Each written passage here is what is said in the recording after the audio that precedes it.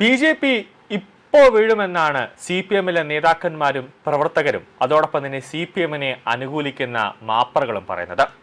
അടുത്ത നിമിഷം വീഴും, ഇതാ 29-ാം തീയതി വീഴും. മൂടോടെ CPM പ്രവർത്തകർ ബി.ജെ.പിയെ വെട്ടിമാറ്റും തിരുവനന്തപുരം നഗരസഭയിൽ നിന്നും എന്നൊക്കെയാണ് പറയുന്നത്. ഇപ്പോൾ മാപ്പറകൾ തലങ്ങും വിലങ്ങും പറയുന്ന ഡയലോഗാണ്. എന്നാൽ ബി.ജെ.പി പറയുകയാണ്, എന്നാൽ പിന്നെ നിങ്ങളങ്ങ് വീഴ്ത്തുന്നേ അങ്ങോട്ട്, ബാക്കി കാണാം എന്നാണ് ബി.ജെ.പിയുടെ മേയർ PV രാജേഷ് പറയുന്നത്. രാഷ്ട്രീയം എന്തെന്നറിയാത്ത ഒരു വ്യക്തിയാണ് ശബരിനാഥ്. ഏതെങ്കിലുമൊക്കെ ഒരു നിയമസഭ തെരഞ്ഞെടുപ്പിൽ മത്സരിക്കാനായിട്ട് നിർത്തിക്കഴിഞ്ഞാൽ 8 നിലയിൽ ശബരിനാഥ് അരുവിക്കരയിൽ നിന്നും പൊട്ടിപ്പാളിസാകും.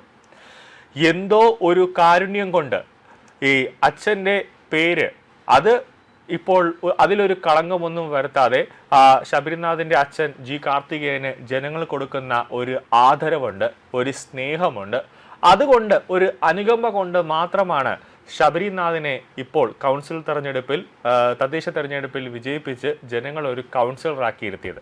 ജനങ്ങൾക്ക് നല്ല പോലെ അറിയാം 1 രൂപയുടെ ഉപയോഗം അല്ലെങ്കിൽ 1 രൂപയുടെ പ്രയോജനം ശബരിനാഥിനെ കൊണ്ട് ആ വാർഡിൽ ഉണ്ടാകാൻ പോകുന്നില്ല എന്ന് ജനങ്ങൾക്ക് നല്ല പോലെ അറിയാം.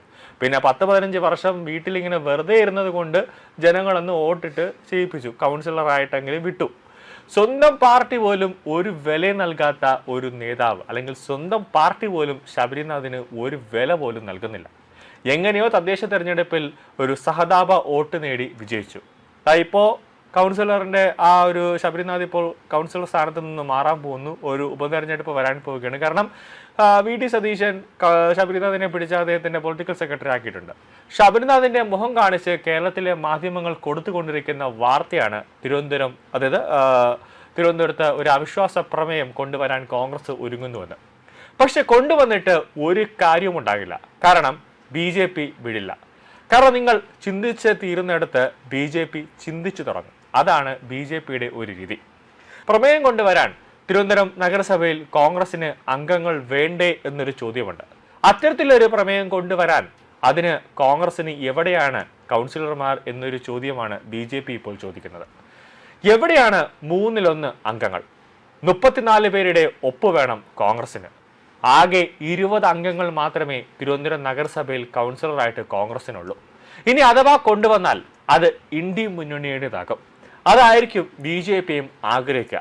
അതായത് കേരളത്തിലെ ജനങ്ങൾക്ക് മുന്നിൽ BJP തുറന്നു കാണിക്കുകയാണ്, ഇതാ CPM-ഉം UDF-ഉം തമ്മിൽ ഒരു അവിശ്വാസമായ ഒരു കൂട്ടുകെട്ട്, ഒരു അന്തർധാര ഇവിടെ ഉണ്ട്. അതിൻ്റെ ഒരു തെളിവാണ് ഇപ്പോൾ നമുക്കെതിരെ BJPക്കെതിരെ അവിശ്വാസ പ്രമേയം കൊണ്ടുവന്നിരിക്കുന്നത് എന്നൊരു നീക്കമായിരിക്കും BJP കാണിക്കാൻ പോകുന്നത്.